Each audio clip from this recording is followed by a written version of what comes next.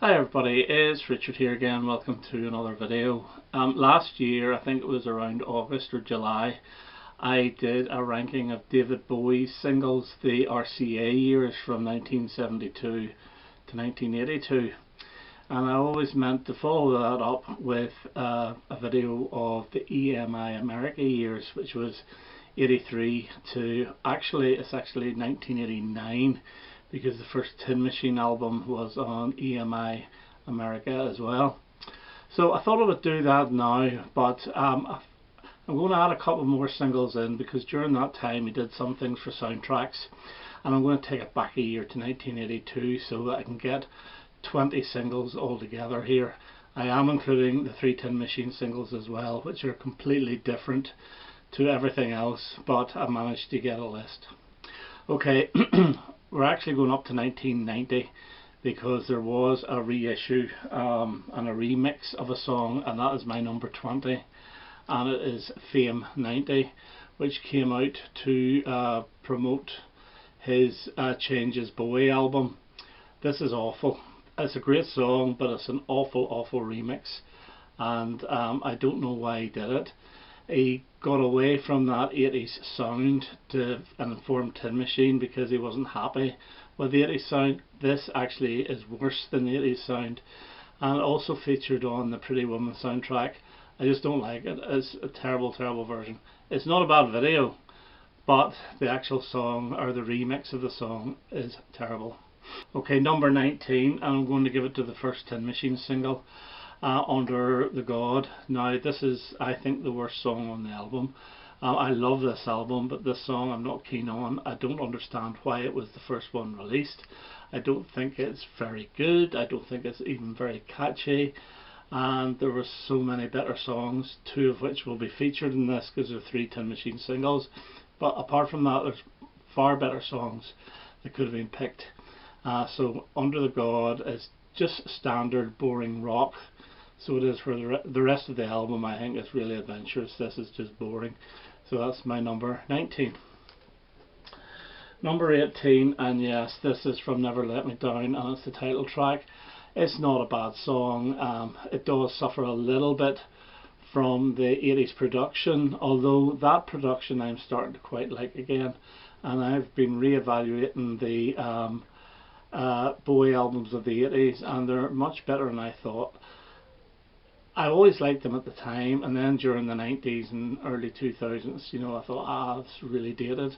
But now I actually enjoy that production a lot more now. I don't know, maybe I'm just thinking back to the past.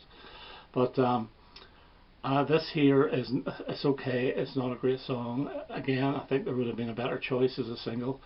But this did quite well in America. It got top 30, I believe. But Never Let Me Down, okay, but it's my number 18. Number 17, and it's Time Will Crawl. Now, many of the Bowie fans think this is the best song off the album. I don't. I've never been overly keen on it. It's okay. There was a remix done, which I didn't think too much of either. It's not a bad song, but as I say, there are better songs. I think this is still better than Never Let Me Down, but only just. So that gets my number 17. Number 16, and this is fun, and I do still like this, and it's Dancing in the Street with a Mick Jagger. And consider that this was recorded, and the video was also recorded, all within 24 hours. It's actually really good, and I loved this at the time. It stayed at number 1 in the UK for about 3 weeks, and it was great to see 2 of my heroes at number 1 actually do a duet. For a while, I got fed up with it, but I've played it recently and I still do really like it. It's not bad at all, and that's my number 16. Number 15, this is on Atlantic, and this is with Adrian Belew, who actually played with Bowie during the Lodger album and the stage album before that. He was part of King Crimson, I believe. Yeah, this is very Tin Machine-ish. It's called Pretty Pink Rose, and you could think this could have been put on the actual Tin Machine album, but this is from Adrian's Young Lion album, or Young Lions. I don't have the album, but yeah, it's pretty good. It's not bad. It's better than Under the God. So that gets my number 15. Number 14, and from 1982, and I'm going to give it to Cat People, Putting Out Fire. This version is better than the Let's Dance version, although this would not sit on the Let's Dance album because it's a completely different sound. It's not my favourite Bowie single by a long chalk, but I do quite like this. It's okay. I don't like the Let's Dance version at all. It's the only song off the album I just dislike. But yeah, I did like this at the time, but the 12-inch version of this is actually better than the 7-inch, but it's okay. From 1982, it didn't do too well. It's got about 22 in the charts or something like that there. So Cat People is my number 14. Number 13, and many fans' favourite from the Tonight album, and it's Loving the Alien. We're getting into all the songs I do like. I do like this, yes, it is good. I don't think it was a good single to have. I think it's an excellent LP track. Again, it's got that 80s sound to it, but he did a slowed down version of it during the reality tour, which is completely different, and all the fans rave about it. I still prefer this. So that there gets my number 13.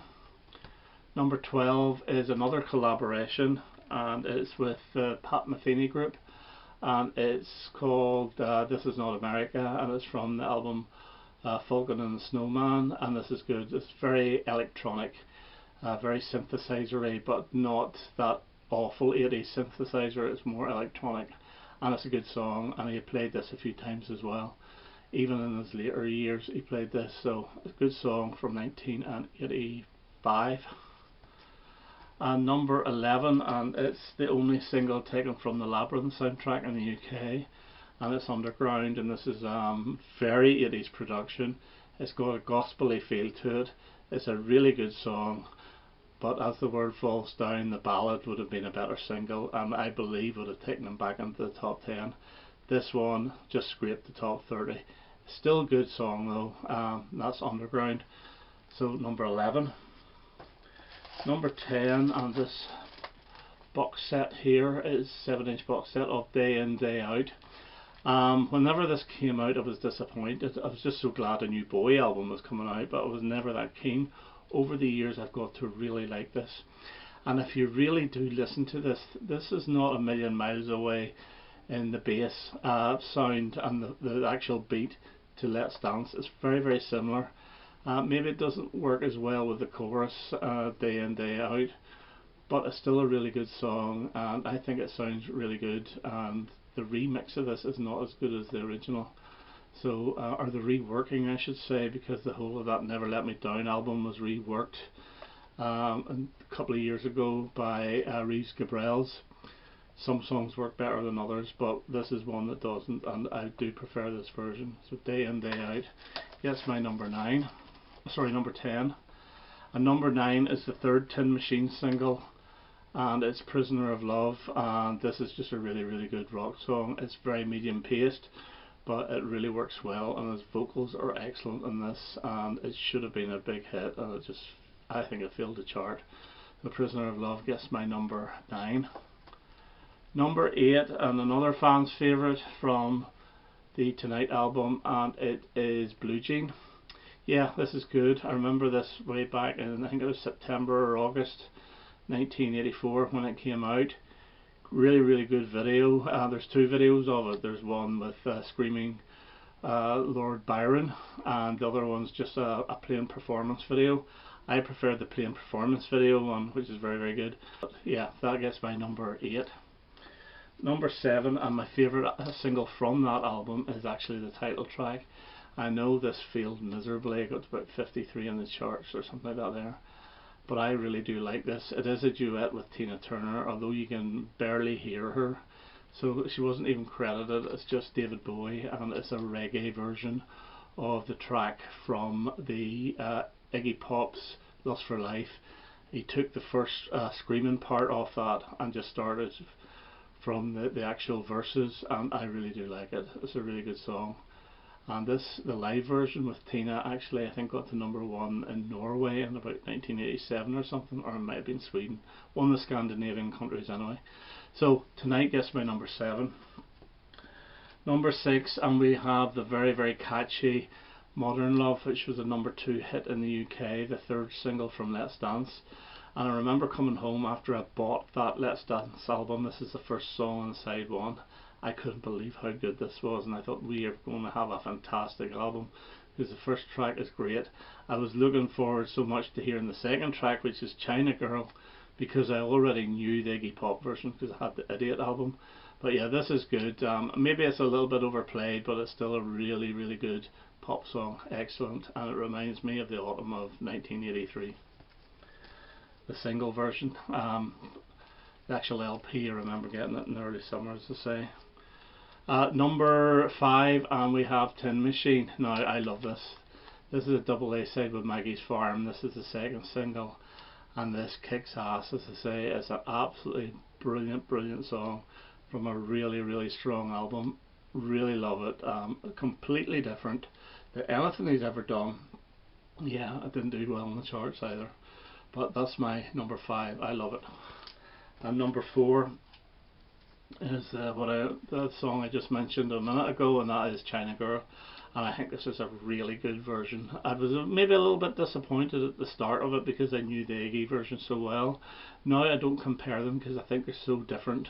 Yeah, this is great. And he also did a couple of live versions of this in his later stages of his career, and he changed it a little bit, and I thought they were great as well. He rocked it up a little bit. So yeah, China Girl, number 2 in the charts in the summer of 1983, and love it. Number 3, and I'm going to give it to another soundtrack one which didn't do too well, and it's When the Wind Blows from 1987.